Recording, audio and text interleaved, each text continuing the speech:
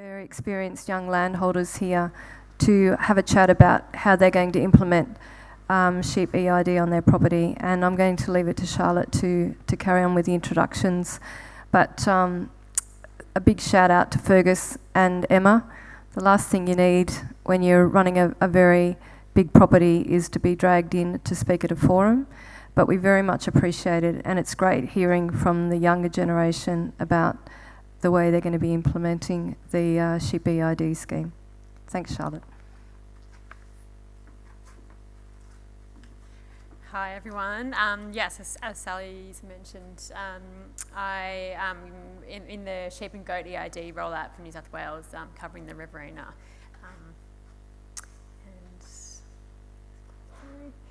So yeah, there's one of us in each region across the state, and as I mentioned, I'm covering the Riverina based in Wagga.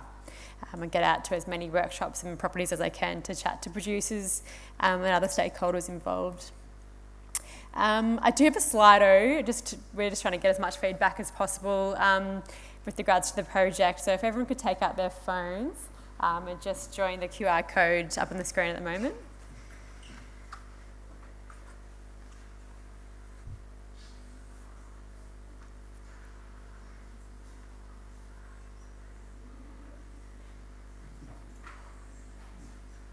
I'll give you a minute to get that sorted.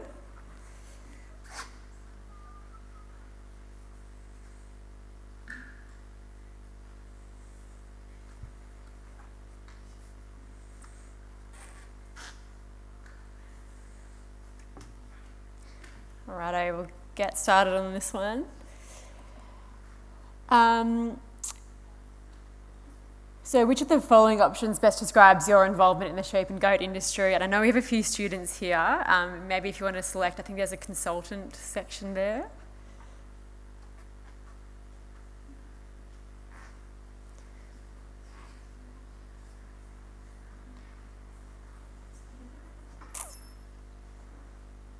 Is the page coming up for everyone?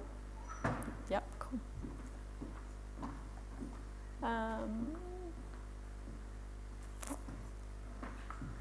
And do you currently use sheep and goat eID on your property?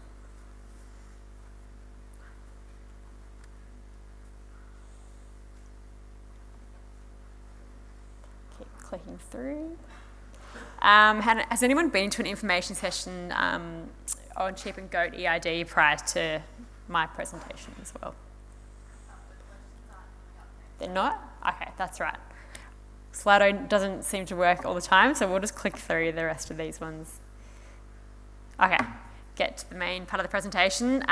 So the reason why eID in sheep and goats, farmed goats is being brought out, it does come down to three main things: disease and residue management, product integrity, and market access. I think market access is a really important one. It does maintain and open up new markets for us as sheep and goat exporters. A lot of our sheep and goats, majority of them are exported. We have too many sheep and goats for our domestic market. So yeah, a lot of our product is exported, so it's really important to maintain those markets. It is a slow rollout over the next couple of years, so we are that second and third one down now. From 1st of January this year, it's become mandatory for all sheep and goats born from this date to be tagged with an eID prior to leaving their property of birth. And you will see at sale yards and abattoirs that they are scanning now for eIDs that are slowly coming in as of this year. And it is mandatory for eIDs to be uploaded when moving from property to property as well. And it will be mandatory for all sheep and farmed goats to be tagged with eIDs prior to leaving any property from 2027.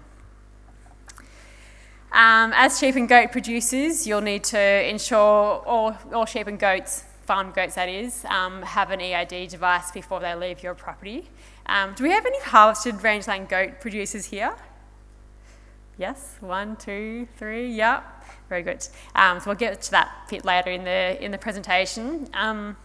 if you have sheep or farm goats which never leave the property, they won't need an eID device attached. If you are moving sheep or goats onto your property, ensure you do correctly report the movement on the NLIS database within that 48 hours as well. And they should be accompanied by their completed national vendor deck as well. So what's an eID device? There's a lot of terms always thrown around with eIDs. So the NLIS device is the tag itself. When figuring out which is the NLIS ID versus the RFID, the NLIS ID is actually the number on the tag itself. So it'll come up with your PIC number, the device type, so whether it's a sheep or cattle or goat tag as well, and the year after that as well. And the RFID number is only ever seen when you're actually scanning the tag itself, so this number will be in the database. But this NLIS ID and the RFID numbers correspond. So they're different numbers, but they correspond to each other. It's not mandatory to use the year of birth colour system, so this year it's the white tags. So it's not mandatory, but it is recommended, I guess, especially from a sale yard point of view. There is the post-breeder eID devices, which must always be pink as well. So a couple of things to do when you're ordering your eID tags through your rural merchandiser store is to remember to place them at least 14 days before you do require them. There's been a bit of a backlog in some orders with that demand increasing as well. So when you do go to order, just make sure you have your PIC details with you. And choose an approved device that's best suited to your environment. One of the main questions I get from producers is which device should I be ordering, which is the best for retention and readability. They are all much of a muchness. They all go through a 3-year trial, and they have to have that 97% retention and readability to get that that accreditation, so which is that Australia symbol on it. They are all of a really high standard. When you are selecting a device, they do all have a different appearance. So if you might want to think about the type of fences or the type of sheep you've got in terms of, if they're shedders, they might be a little bit more itchy, and they want to be, but you don't want tags catching on fences and that kind of thing. When you're selecting. Also, one thing, make sure you do go through your rural merchandiser store or another store as well. Don't be ordering any of those eID devices on sites like Temu or those dodgy sites, just because they do need that Australia logo on it to be accredited for the Australian market. Make sure you're attaching the correct. The correct device onto sheep. So don't be attaching goat eID devices onto sheep and vice versa. They have to be sheep tags for sheep as well, and select the colour as well, which again isn't mandatory. If an eID device is lost or non-reading, it must be replaced, but you can't be removing any eID device unless it's not functioning, and they can be attached to either left or right ear, it doesn't matter as well. We do still currently have the tag discount program happening. That'll finish up in 31st of October this year. So it's 76 cents per tag, started from November. There's still plenty of money left in the bucket for that tag discount program. If you do need more than 3,500 devices, you will need to fill out a pre-approval via the DPI website. I can help you out with that one if you need. You will need a bit of proof that you do require that many tags as well. But if you just attach your invoice from last year's tags, that'll be more than enough to get you across the line for that one as well. So essentially for sheep and farmed goats, the only thing that's changing is the tag itself. So there'll be no changes to your PIC or NVD requirements. For the harvested rangeland goat producers, you will need to apply for the HRG LPA accreditation. I'd get in contact with GEICA for that one as well, and the DPI traceability team. They'll be able to help you out with that one. When you're filling out your NVD, make sure you do fill out the circled in red section here. It just indicates how many eID tagged sheep are in your mob being transported, and it helps out the sale yards as well. They're not always, we're only getting a small percentage of eID tagged sheep, for example, in the Wagga sale yards, and they're not always scanning every consignment coming in. So that just ensures that they know that there's eID tagged sheep coming in that consignment. So who updates the NLAS database? It does come down to the receiver, with the exception of sale yard. So if you're selling to the sale yard or buying from the sale yard will be doing that upload themselves. But if you're buying in from another producer, or for example on Auctions Plus, you'll need to be doing that upload yourselves. That's your responsibility. But if you're, selling to someone, that's their responsibility to do. You'll need to be updating the database within 48 hours as well. And that does include animals moving between different agistment blocks or lease blocks. If you're, for example, selling through Facebook or buying through Facebook Marketplace as well. So a couple of device considerations when you're purchasing your tags. So are they compliant? Do they have that NLAS logo on them? The best type of tag for your operation, again, consider the breed of sheep you're purchasing and the type of fences you have. If they're breeder or post-breeder tag requirements, so again, if you're buying in untagged sheep from elsewhere, they will need that pink tag applied. And I do have a couple of demonstrations with the applicators as well, so that single or automatic applicator. I get a lot of producers asking or telling me about their poor retention rates for tag, but it does come down to how and where you apply the tags in the ear. So making sure they're nice and snug against the ear and can't catch onto anything as well, and they won't be able to rip out. That's really important for retention, just that, where the tag's placed in the ear. You won't necessarily need to purchase a tag breeder especially if you're selling directly to another producer or into the sale yards. But if you are buying in a lot of sheep or you're wanting to capture data, I would be recommending buying some sort of a scanner. I do have another couple of items on my desk out the front. You can get the cheaper options versus the more expensive options. They're about $3,000, which can capture a lot more carcass traits as well. You can actually manually read the tags as well. So as I mentioned before, the NLAS ID number corresponds with the RFID number online. So you can upload the numbers that way. It is obviously a lot easier using these handheld scanners.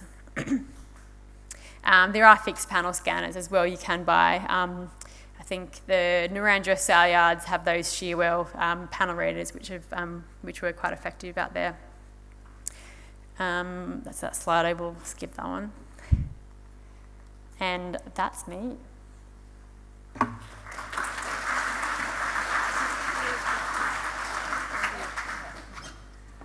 Will we see if there's any questions at the end? We're going to go at the end? Yep. No worries. So, Charlotte, would you like to introduce Fergus? Yep. Yeah. Thank you. So we've got Fergus coming up next. He'll be talking about his the data collection side of things from his property at North Bundy. Thanks, Fergus. Oh, Tchelery, sorry. No, that's Emma's, sorry, Tchelery.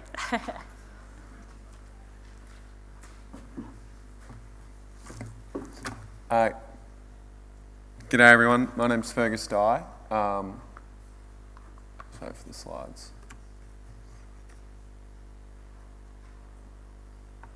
So I'll just briefly walk through, we started with eIDs last year, not trying to change the world, but we have started to implement them, I guess, a year ahead of schedule. So I'll just talk through what we did last year and what our experiences were.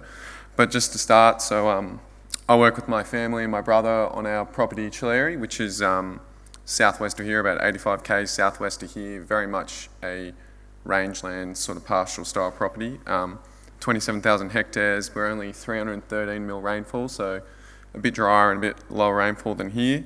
But again, yeah, salt bush dominated, native pastures, primarily pretty heavy clays and some sandy red rises. But I guess of note for this presentation, we do have a small area of irrigated pasture, which will become relevant later. This one.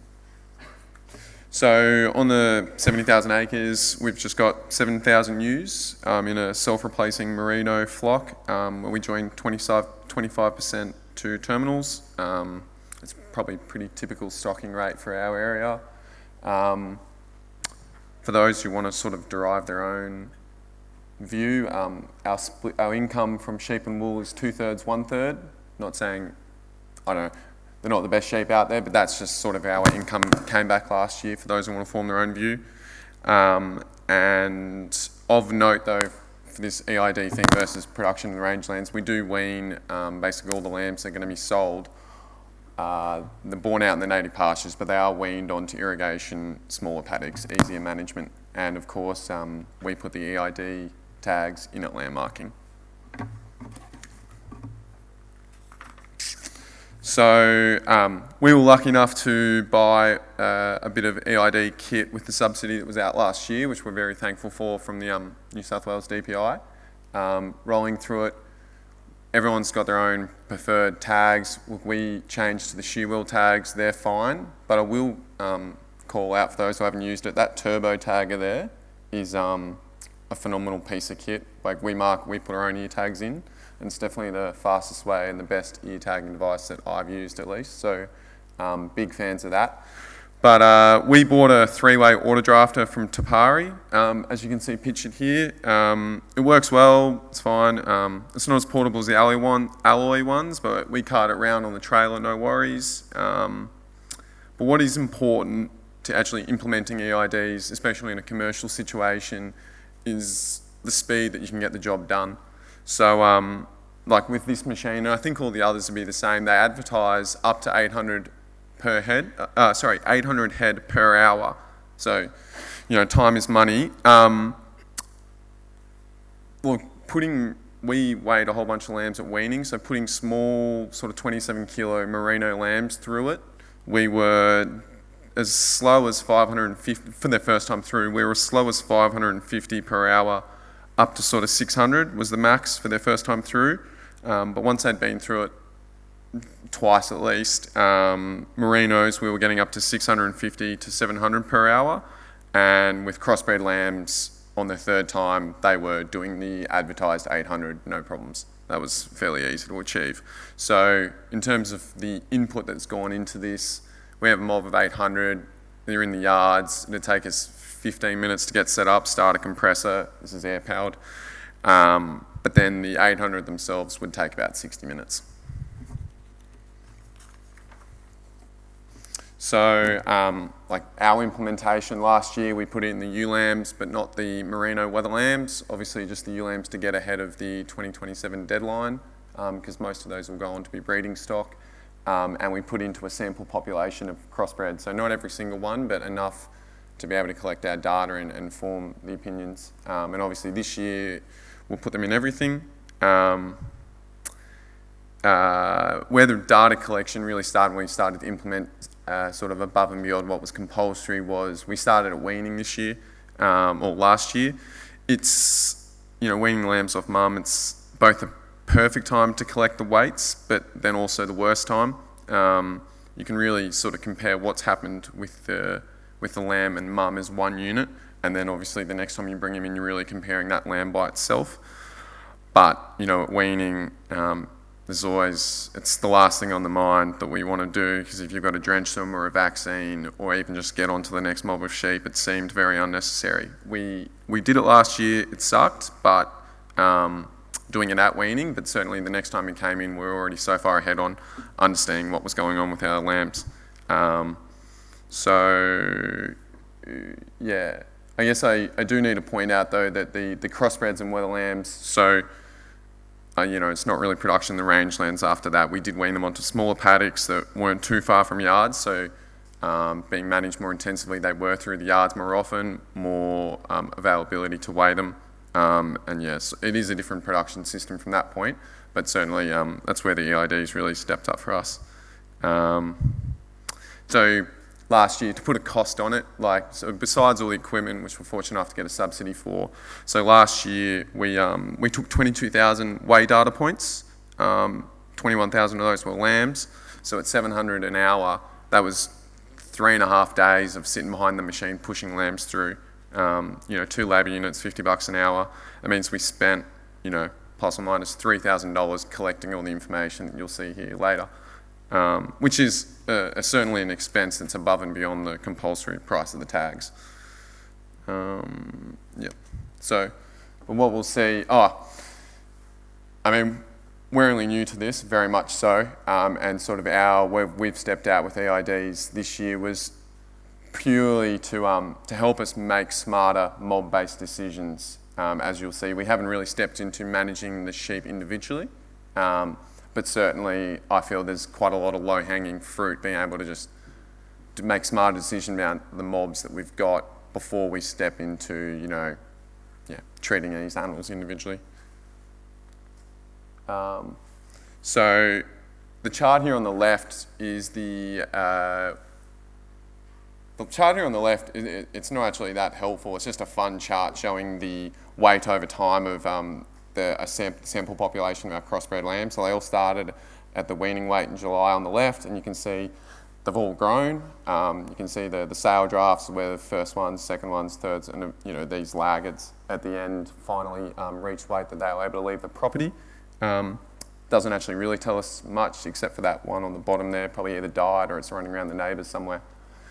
But the one on the right is actually quite an interesting learning.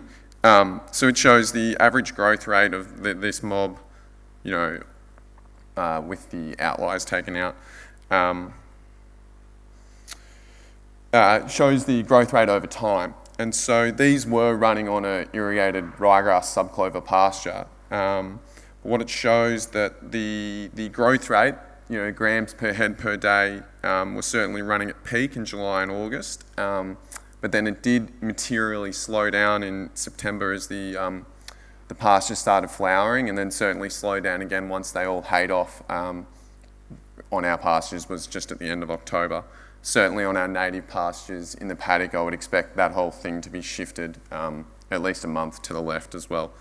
But it might seem obvious to some that know more than me about feed quality, but when we were out there in September and looking at a beautiful paddock of flowering pasture, I assumed our growth rates would have been just as good as they had for the 3 months prior. But it wasn't the case, and that's where this was really useful for us. Now, admittedly, this was a sort of one-time or probably a two-time lesson. It might take 2 or 3 years to learn that lesson finally. But being a mob-based decision, once we've learnt that lesson, it's probably marginal, it's diminishing returns, learning the same lesson over and over again. So certainly it'll pay off in the first 2 or 3 years, and then maybe, it becomes less worth it. Another sort of learning we took away was about weaning and when to wean, or my take on when to wean. So on the left there, it's the same data, just this is just averaged by weight, so you can see a trend easier. But it's the weaning weight at the bottom versus their growth rate on the left. So small lambs at weaning grow less fast than the bigger ones after weaning. That's what made sense to me. I thought that was obvious, but there's a bit more to it than that. What you actually can see on the right is I've drawn my personal line in the sand here at 25 kilos. So anything weaned heavier than 25 maintained a higher growth rate than anything sub 25. That might sound obvious, big ones grow faster, but it's not the case because the 40 kilo lambs weren't growing any faster than the ones that were 28, 29 at weaning. So there's something to be had out of that. So to maximise the growth or income, basically, it's the same thing. Going forward, we can either, we've got decisions to make. Do we either wait until the lambs are mostly 25 plus? do we spit the ones that are 25 back out on mum and just take the heavier ones off? Or do we accept this lesser growth rate and just move on with production? And this data, it's not, even just with the weighing mob, that's not wreckable, so eID is the only way to produce that. But yeah, that's sort of how we've used it to sort of assist our mob-based decisions. But interestingly, the same data in merinos, there was no trend. So sorry, that's crossbred lambs again, but in our merino lambs, we saw no correlation between their weaning weight and their growth rate, certainly in the first 6 weeks. And then over the 4 months, we can see that the heavier lambs at weaning grew slower and the smaller lambs on native pastures actually caught up, which I don't know what to make of, and I'll see if the same data's there this year. And then we can think about what decision we make, how that will influence our sheep decisions. But that's how we've implemented it. So thank you very much.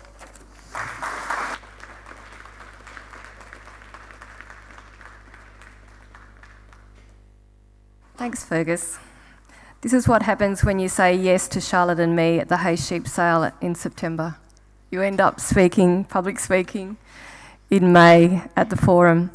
Fergus, that was fantastic. Really appreciate it. Yeah, it's great to see that you've used some of that information and just looking at it and trying to work out your management decisions. So our next speaker also said yes at the September hay sheep sale, and which is fantastic. Charlotte and I were there with an eID display and talking to landholders. So welcome Emma McCrabb from North Bundy. Yeah, and if you'd like to share your management decisions with what you're doing with your sheep by eID as well. Thank you. Thanks, Emma.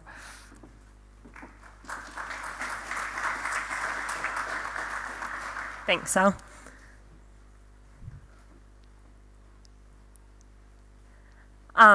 So my family, we run a property called North Bundy. We run self-replacing merino flock and a small beef operation. We're near Booroorban, southwest of Hay, and not all that far from Fergus. So very similar country, native dryland saltbush and cotton bush feed base, minus the irrigation though. We don't have any water where we are.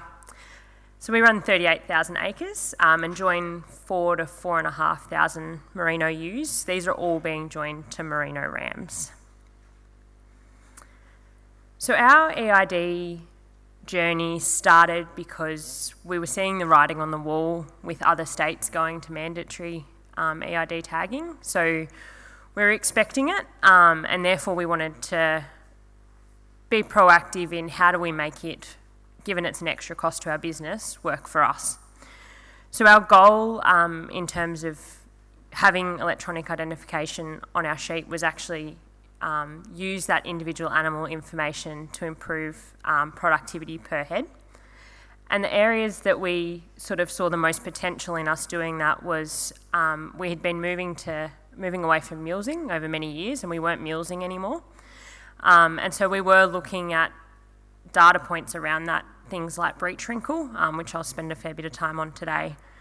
So how could we capture that at an individual level to keep us on that movement towards non-mulesed? In the same conversation, we're a merino enterprise. Wool production and wool quality is really important to us. And if we're trying to plan up our sheep, how do we make sure we're keeping the wool on them? And then we also thought we would be using it in the reproduction space. So similar to Fergus, we did well out of the subsidies that were available around eID technology. We did start tagging sheep in 2022, so they were our red taggers. In that year, we only tagged the ewes, and just by chance, we've lucked out that by the time 2027 comes around and all sheep need to have eIDs, it's pretty likely that these red taggers will be our oldest drop on the place. At that time, in 2022, we bought a stick reader, so it's just a handheld scanner, and been using that since 2022. And then last year, we bought ourselves a 3-way electric auto draft with a scale head. We're just on 12 months of having that, so finally starting to feel a bit confident in how I'm using it. But it's a very portable system, so we've got a few sets of sheep yards. The intention was that we'd be able to use it between sheep yards, and it fits in existing draft setups, so we can pull it out and manually draft pretty easily. So our data collection is definitely still evolving, and we're not experts, but the biggest event or the most data that we collect at one time is at lamb marking, and this is where we sort of set that animal up with lifetime recording. So when the lambs come through the cradle, we have birth type based on the preg scan of their mother, so whether they were born a single or a twin. We capture their sex. We capture the dam age, so if they were born out of maiden ewes, so first-time lambers versus older ewes. And then we get this wrinkle score, which is what we use as our indicator trait around trying to move away from mulesing. So it's a score of 1 to 5, and we use the Visual Sheep Score Guide to do this, which is an industry guide from AWI and MLA. So in the cradle, we get a base wrinkle score. So we score them 1 to 5. In that cradle, we don't cull or remove any animals based on that marking wrinkle score. However, what it does is it forms sort of the first bit of information we have on that sheep. The other thing that we're capturing in the cradle, which is useful later on, is any comments. So say, for example, it might be a black lamb or something unusual like that. By capturing that at marking, we can then draft him off really easily down the track, or say at weaning. As over time, the second bit of information we get is at about 12 months of age, as these ewe lambs come off shears, we then get a sort of a 12-month breech wrinkle score. So what that does is it allows the animal to then grow into the wrinkle that it had at marking, and we do find that there are some high wrinkled lambs at marking that do grow into it, and there's definitely some that are born wrinkly and stay wrinkly. So what we do off shears here is we identify any that are a score 4 or 5, that they're at the wrinkly end, and what we found in our production system is they're just harder to manage as a non-mulesed animal when they've got that much wrinkle. So we identify them, and it gives us the opportunity that if we needed to offload sheep early, they're the ones that we're going to sell first. We then class. We captured a body weight before classing this year, and because I had the auto draft and I was trying to work out how to use it, I was able to split our ewes into singles and twins, so that when they came around in front of the classer, he was only looking at single-born lambs, and then only looking at twin-born lambs, to try and remove a bit of that bias we all have inherently. This year, it was last year now, 2024 was also the first time that we captured fleece weight data. So we've been trying to breed the wrinkle off sheep. However, wrinkle and fleece weight are unfavourably related. So as much as we're trying to plane up the sheep, we're running the risk of also breeding some of the fleece off those sheep. So we knew at a mob level that we were happy with sort of what we were averaging per head, but we wanted to see what was happening at an individual level, and I'll show you some examples of that in a few slides. And then finally, this year was the first time we did it, but we also captured preg scan results. Unfortunately, it's not currently changing anything around the way that we're selecting animals, because we're a one strike and you're out policy, so anything that's dry at preg scanning or dry at lamb marking gets the boot. But it's something that we might look at in the future. So say, do we want to pull out a group of elite ewes that have twins every year? So it sort of gives us a bit of future potential there.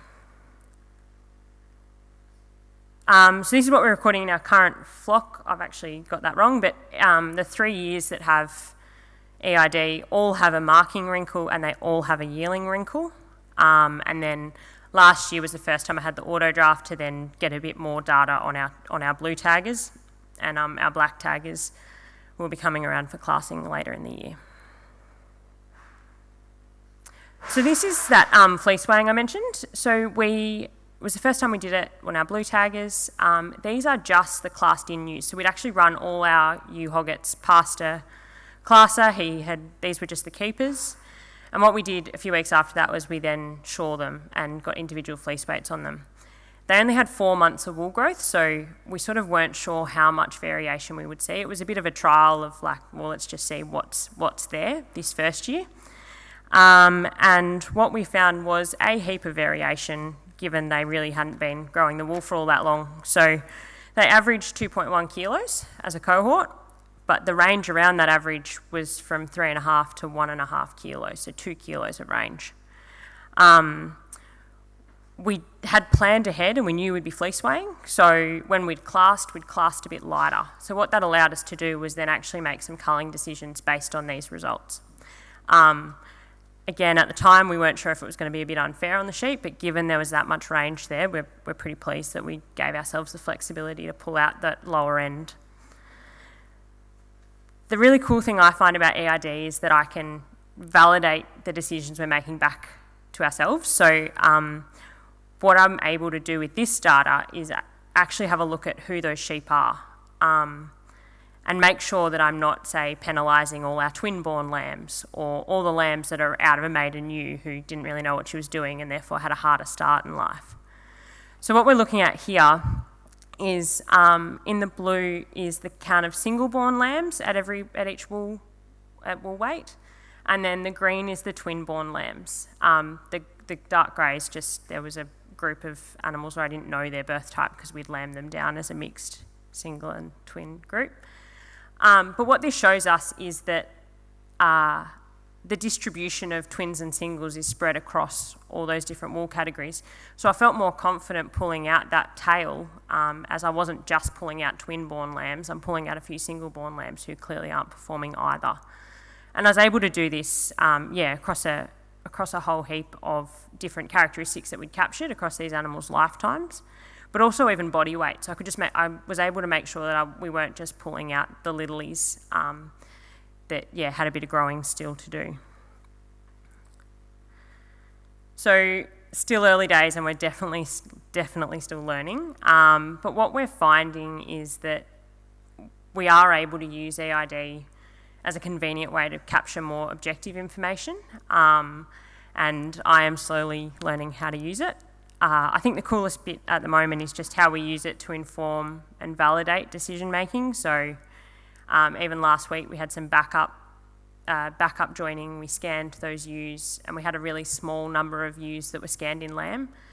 And we're tossing up about what we do with them. Do we keep them and lamb them down and invest that bit of extra time in them, or do we offload them now? And I was actually able to go back and have a look at classing results from last year and say, well, last year of those backup lambs that came through the classing crate, we kept less than half. So it's probably not worth our time to lamb down a small number of backup lambs, given they're not necessarily going on to be the breeders in the flock.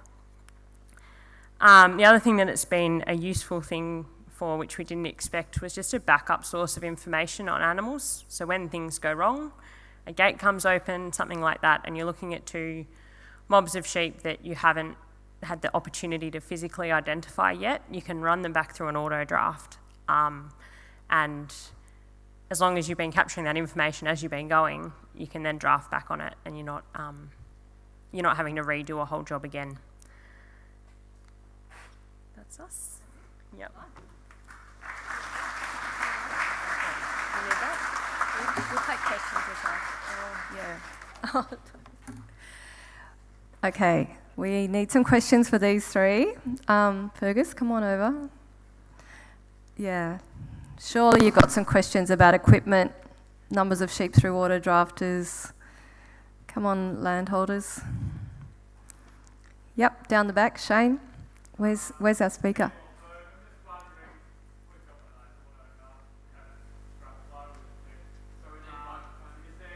Hang on.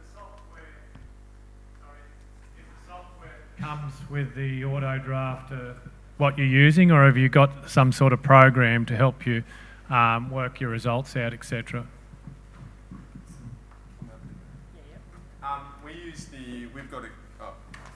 We've got a Gallagher head unit on our Tchelery. I did the stuff that you saw here on Excel, like obviously after work in my own time, and to work out that weaning weight things, so those sort of detailed insights, certainly you wouldn't be able to do, in my understanding, any of the softwares. That's an Excel job, not overly hard. But the software programs that do come with them are, I'd say, fairly comprehensive. Anything you could want to work out in the paddock, you'll be able to do there on the program. And certainly, like, you know, I've weighed this mob. What am I doing with this mob right now? The software will tell you pretty good, like, influence your decision there on the day. I've not imagined a scenario where we've done a job, I've wanted to look at the computer before I finish what we're doing there in the paddock. They're fairly powerful.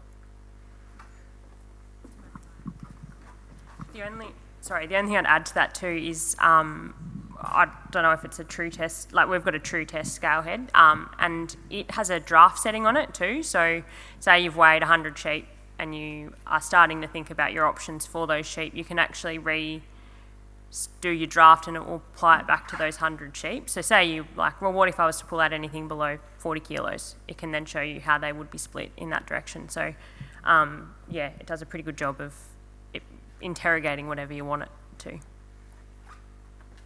Emma, I just have a question for you around the wrinkle scoring. I've come through a system where we didn't utilise this sort of equipment, so it's very interesting to hear. And I hear like the older generation talk about the non-mulesing. So how is it actually scored? It's still by you visually, you're entering the data into the machine, or is the machine actually scoring the wrinkle? Yeah, no, it's still visual. So we've been doing it for a few years now, so I don't necessarily have the guide with me anymore, but the first few years I used to have the guide there and my stick reader. And particularly, you know, when the sheep are in the cradle, you would scan them, be looking at the breech area and plug a score in and then move on. Yeah. And when you market your wool, are you marketing non-mules?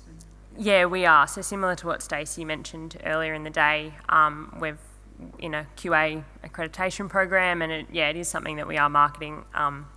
Obviously, wool prices are the beast that they are, so it doesn't necessarily mean a premium. You are seeing a result for it? Or, yeah. Certainly interest, and at different times there are premiums, but yeah, it is still a very competitive market, so it's... Well done. Yeah. I have a question for you both. I get a lot of producers talking about they want to collect data, but it can be quite overwhelming from a lot of older producers as well. They want to be able to do the data collection, but how would you encourage them to uptake or take up data collection by simplifying it, I guess?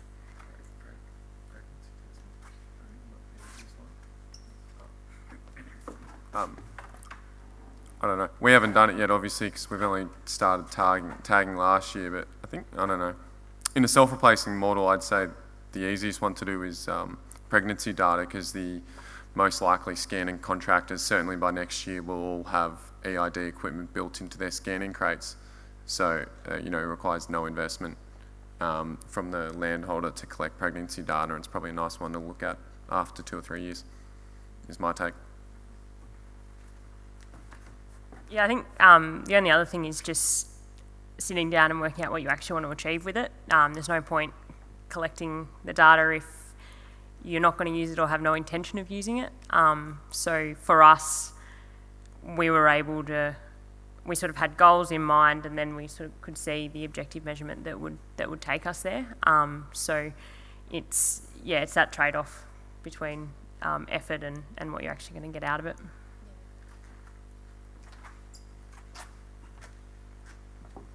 Come on, landholders. This is what you guys are all going to be doing. Have you got any more questions? Or potentially you're going to be doing? More questions? No? Thinking? I'd just like to thank Fergus and Charlotte and Emma very much for their presentation and for coming along today. That was excellent. Thank you so much.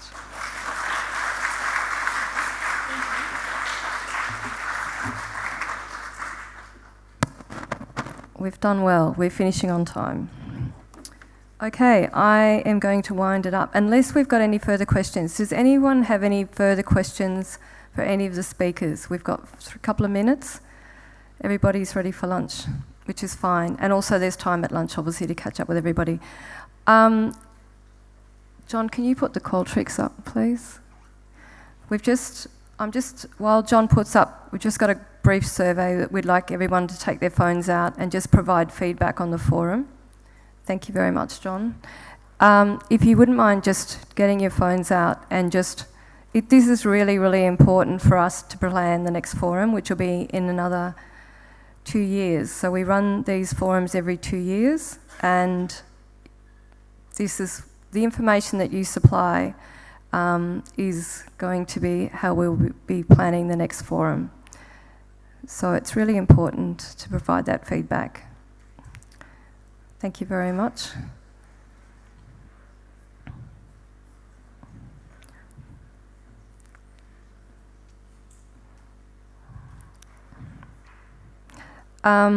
Just while you're doing that, I'd just like to thank absolutely everybody. First of all, the speakers for coming along today. That has been absolutely fantastic. I'll just go through everybody again. Sounds like... so Sandra, who's had to head off to an appointment, but Sandra, Splinter Woods, welcome to country. James, thank you so much. Good luck with your PhD. Ben, who's already headed off back to Canberra, but Ben's always a fantastic speaker. Ali, thank you so much for your presentation. Stacey, thank you so much. And also, please everybody, Stacey has no intention of taking any of those plants home. So if you'd like to help her out, that would be fantastic. They're all paid for, they're all free. So if you'd like to go over and talk to Stace in the lunch break, that'd be great. John, thank you so much. Charlotte, Fergus and Emma, thank you very much for the last presentation. The stall holders, Linda, Jenny, all the local land services staff, Stacey as well, obviously, and Louise, Linda, thank you so much for having your stalls here today. Thank you, Ben and John over there in the pits. Thank you so much. You go to a lot of effort and it's always appreciated. And thanks for coming all the way out to Hay as well. And the club staff for helping us set up. And of course, it's all got to be pulled down. Oops, sorry. It's all got to be pulled down. So Liam and Lockie and Rachel, you're out there somewhere. Thank you very much. And we'll see you at the next forum in 2 years' time. The students, all the best with your final year. Good luck with your graduation. One rangelands officer is all I ask. We've got one. I think we've had 400 students come through our forums. And also Russell, thank you so much for bringing them out, and Imogen. We'll see you all out at Riverside at Booroorban at 8 o'clock tomorrow morning, or 8:30, I think it's at 8:30. We're all on site and we're doing some plant ID and we're doing a bit of a walk around, plus we're in the sheep yards. And I'd just like to wrap it up and enjoy a good chat over lunch, and all the best for getting home safely. Thank you very much.